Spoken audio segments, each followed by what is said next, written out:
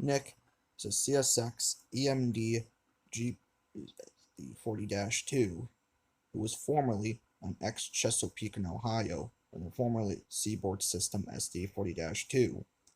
It wasn't until after the merging of the Chessie system and Seaboard system that Nick was then first repainted to the CSX YN2 Bright Future, but then shortly after repainted into the YN3 Dark Future shortly afterwards.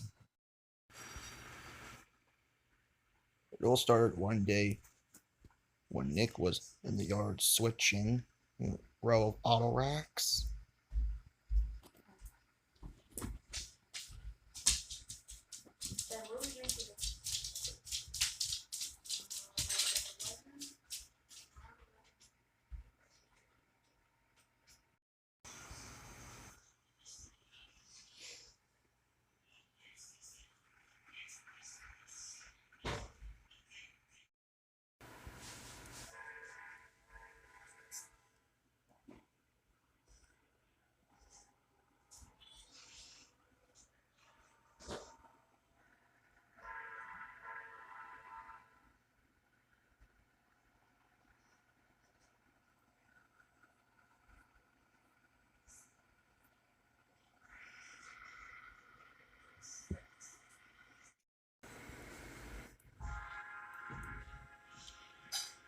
Just then, Petra and Felsi arrived.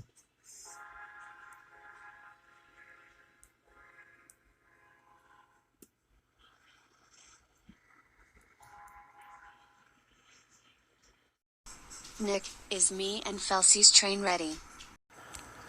Yes, it is, Patron Felsi. I just finished getting all set up.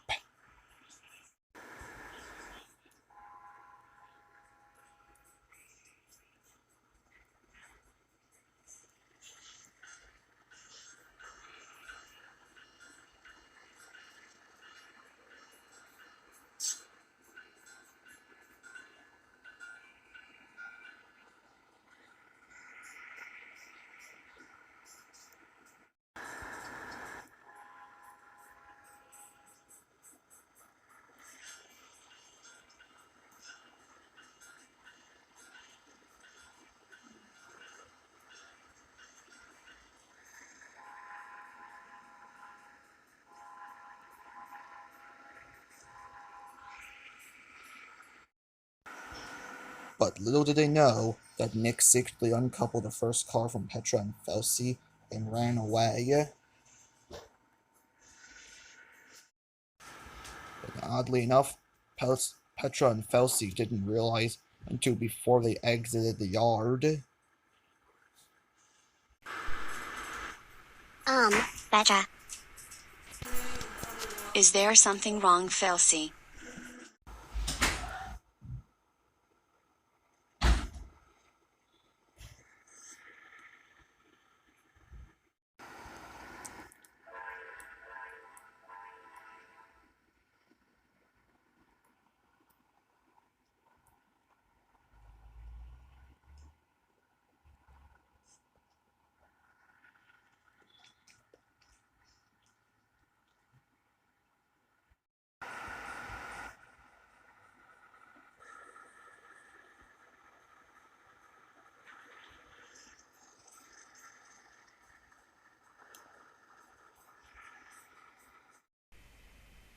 I think Nick has something to do with this. He did what, that nasty pervert?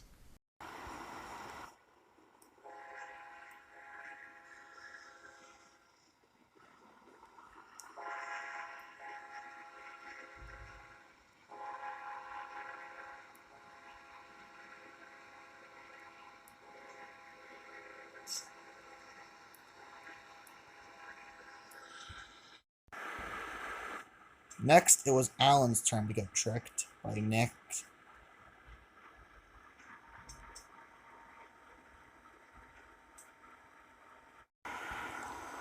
Hey, Alan, guess what?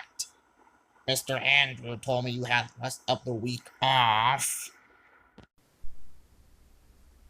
Really? Okay then. However, little did he know he actually fell for Nick's prank. Because Alan didn't leave the yards whatsoever, that meant that Ray, Dubenschmerz, and Bojit had to double up, meaning that not only take their train, but even take Alan's train as well.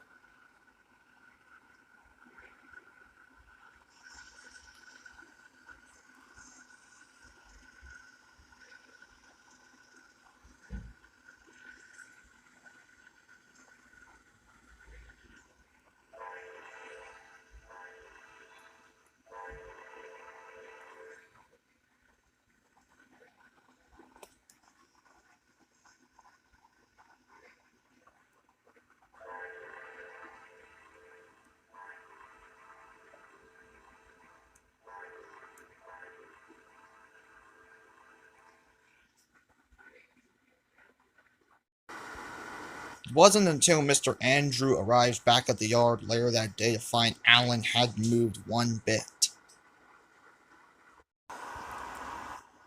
Alan, what are you doing just sitting there doing nothing?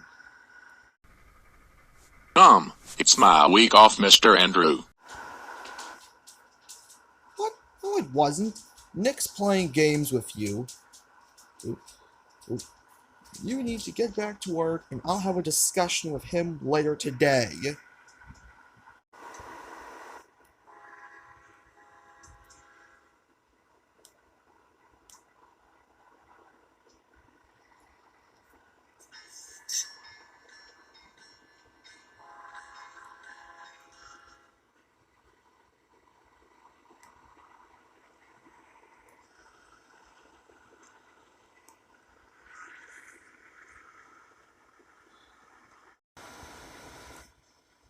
After that, Mr. Andrew had to have a talk with Nick about all the pranks he's been doing on his friends.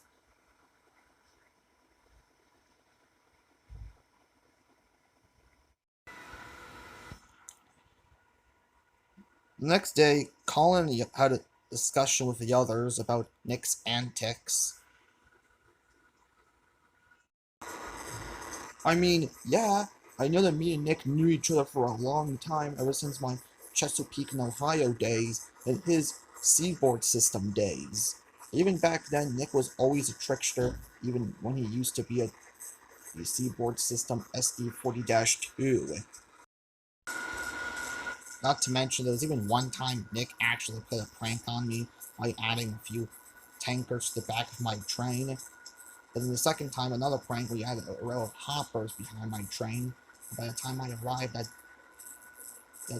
Pittsburgh, it wasn't until a pair of Norfolk Southern engines pointed it out that now I had to take those back to Philadelphia.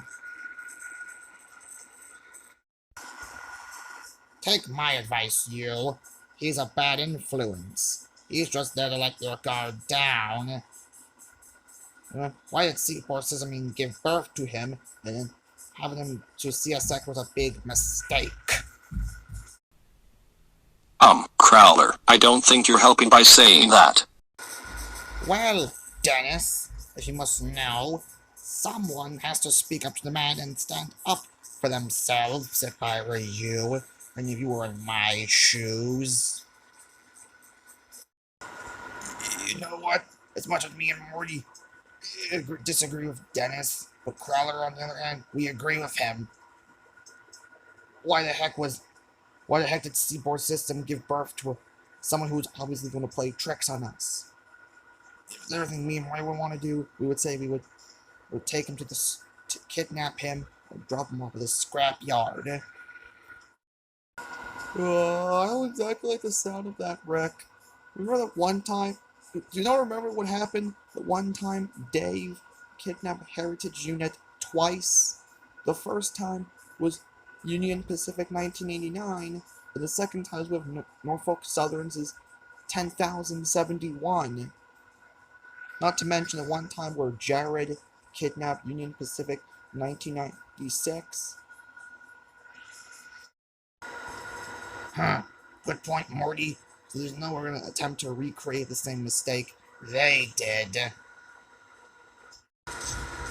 Me and Wario have a suggestion.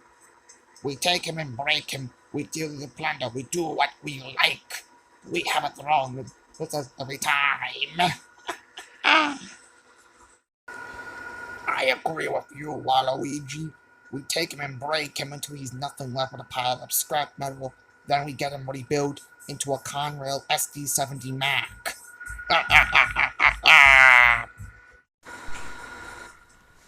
Wario and Waluigi, are you two nuts? You could go to jail for attempting murder. I agree with Shane. Me too, Carolyn. I have to agree with Shane, Sela, and Kalen. Now I'm just like, who do you think he is? Making my friend, Buford, alongside No for Good, Ray, and Dr. D do hit their work alongside Alan's. That is just, I'm gonna beat him like a man, I think.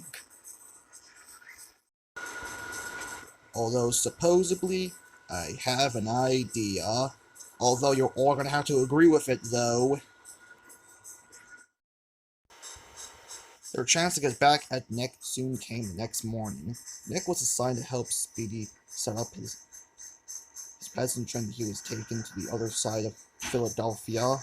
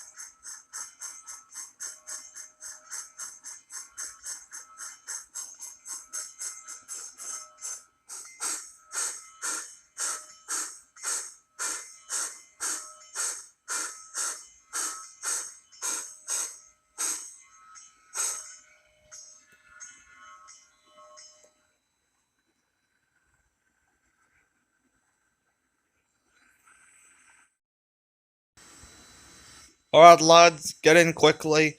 Now it's time for us to get the move on.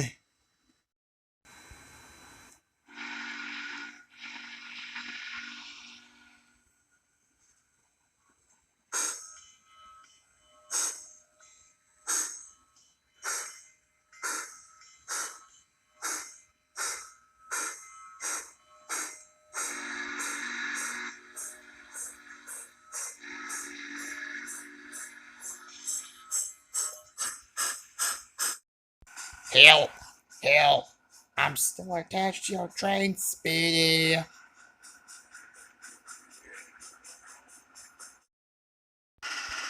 But Speedy couldn't hear Nick. He was too busy having fun thundering down the line.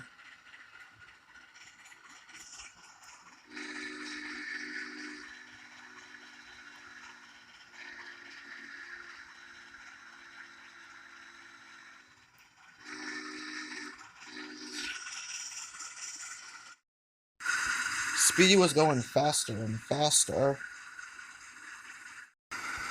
which was too fast for Nick. He wanted to stop, but he couldn't. I should never be the same again after this. Ew.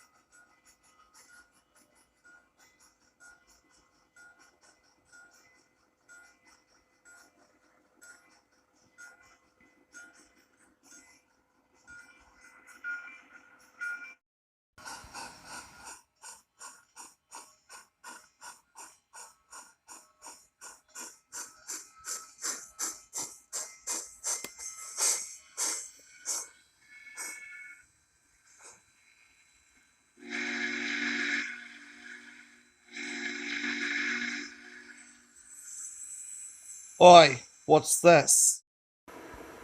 Nick, what are you doing behind my train?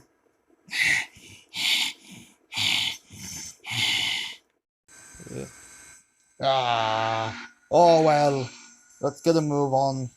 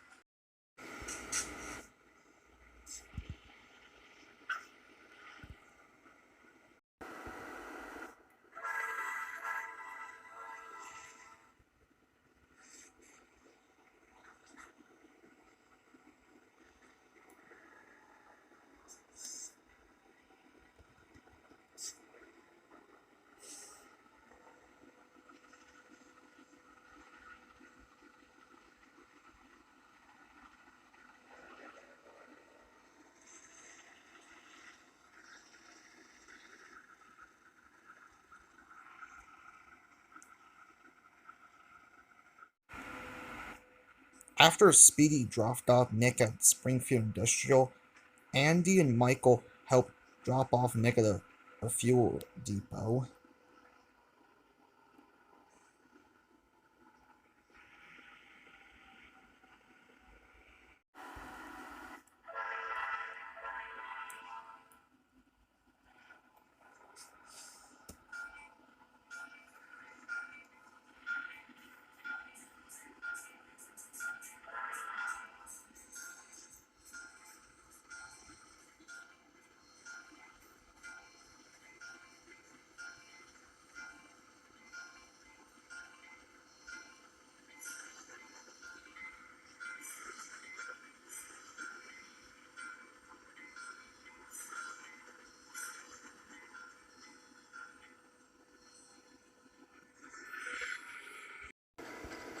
As Nick was getting himself refueled, he then thought to himself, maybe he should stop being cheeky and silly around others. There's a lot more, be a lot more wiser than that.